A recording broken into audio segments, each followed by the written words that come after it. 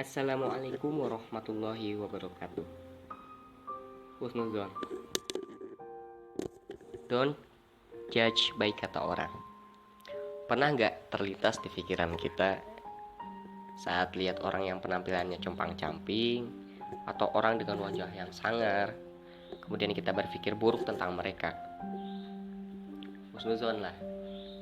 Bisa jadi orang itu lebih mulia di mata Allah Subhanahu wa taala karena amal ibadahnya.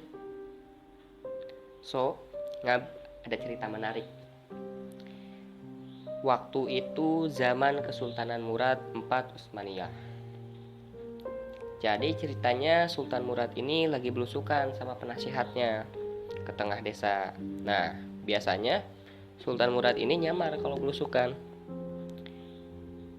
Terus di tengah jalan ada mayat pria yang tidur di tanah sambil megang botol hammer. Tapi miris. Di jalan gak ada yang mau nolong, yang mau ngurusin mayat itu. Ditanya ke orang yang di jalan, mun orang Sunda mah nanya kieu. Nah eta aya mayit, bata ditulungan. Di situ ada mayat, kenapa gak ditolong? Terus dijawab sama orang di sana sambil sinis.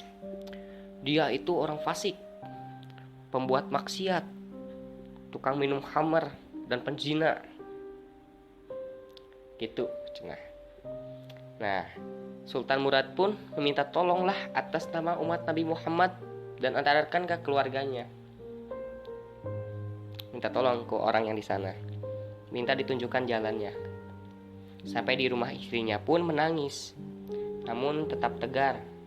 Dan orang-orang yang tadi nunjukkan jalan pulang, kecuali Sultan Murad dan penasihatnya. Ditanya sama istrinya, kenapa engkau tidak ikut pulang wahai wali Allah? Sultan Murad pun kaget. Kenapa kami disebut wali Allah, sedangkan orang di luar menganggap suamimu buruk? Diceritakanlah oleh istrinya atas segala kekhawatirannya. Ia takut jika saat waktu meninggalnya suaminya itu tidak ada yang mau mengurusi jenazahnya karena amal yang sering dia lakukan. Jadi si suaminya itu membeli hammer, terus dia pecahkan botolnya, terus dia buang ke air selokan tanpa diminum sedikit pun. Dan suaminya pun sering datang ke tempat pelacuran. Dia bayar pelacur itu untuk mereka tutup pintu mereka rapat-rapat selama 1 hari agar umat muslim tidak masuk dalam dosa zina. Masya Allah. Jadi saat sebelum suaminya meninggal, beliau tersenyum sambil bilang ke istrinya, tenang, santuy. Kata orang anak muda malah, santuy, nanti yang ngurusin jenazah saya wali Allah dan penguasa negeri ini. Bahkan yang mensolatkan saya adalah para ulama.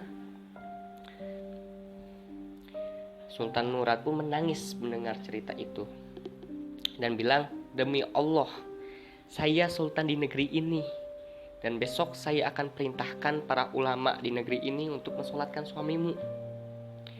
Nah, dari situ kita belajar wajib bagi kita sesama muslim untuk memiliki prasangka baik. Seperti dalam suatu hadis yang artinya telah menceritakan kepada kami Abdullah bin Yusuf telah mengabarkan kepada kami Malik dari Abu Az-Zinad dari Al-Araj dari Abu Hurairah radhiyallahu anhu bahwa Rasulullah Shallallahu alaihi wasallam bersabda, jauhilah prasangka buruk karena prasangka buruk ucapan yang paling dusta. Dan janganlah kalian saling mendiamkan, saling mencari kejelekan, saling menipu dalam jual beli, saling mendengki, saling memusuhi, dan janganlah saling membelakangi. Dan jadilah kalian semua hamba-hamba Allah yang bersaudara. Hadis Sahih Al-Bukhari nomor 5606. Nah, dari situ kita tahu bahwa prasangka baik itu sangatlah penting dalam kehidupan sehari-hari seseorang. Biasanya orang yang memiliki prasangka baik itu akan lebih merasakan bersikap tulus dan ikhlas dalam kehidupannya, memiliki hati bersih jauh dari penyakit hati, rasa syukur yang besar.